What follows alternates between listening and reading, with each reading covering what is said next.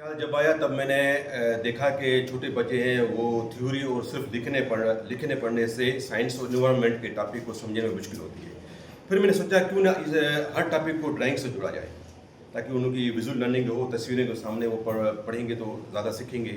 फिर मैंने हर टॉपिक को आर्ट के साथ जोड़ा और बच्चों को पढ़ाना स्टार्ट किया तो बच्चे उसमें ज़्यादा इंटरेस्ट ले रहे थे और अच्छा रिस्पॉन्स देने लगे।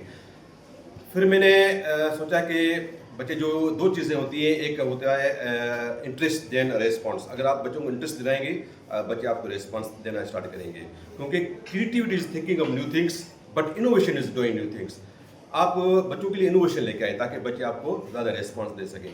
इसमें क्या होता है कि बच्चों का ड्राइंग का क्रिटिकल थिंकर तख्लीकी सलाहियत जो है उनकी बढ़ेगी, क्रिटिकल थिंकर बनेंगे, गुड डिसीजन मेकर भी बनेंगे, उनका जो कॉन्फिडेंस बढ़ता है और उनका जो इमेजिनेशन है वो भी डेवलप होता है, वो अपनी हर बात को एक्सप्रेस करना सीखते हैं।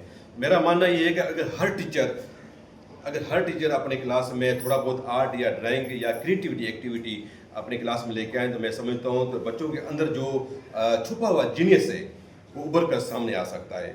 और मेरा मानना है कि बच्चे इसमें, अब देखें मैंने ये टॉपिक है, इंग्लिश का टॉपिक है, ये इंग्लिश का टॉपिक है और क्लास 2 का है। जैसे मैंने पूरा यहाँ ड्राइंग के साथ ये पूरी क्लासरूम मैंने बनाई है, ये मैंने पूरी क्लासरूम बनाई है, ये टीचर है और ये बच्चे हैं, ठीक है, और ये मैंने टॉपिक भी लिख दिया है। अभी ये क्या है कि ये अगर आप देखें, अगर कोई भी स्टोरी है अगर आप बच्चों को वर्बली पढ़ाएंगे या उनको सुनाएंगे तो वो बच्चे उसको सुनेंगे लेकिन वो भूल जाएंगे, आपको बता नहीं सकेंगे।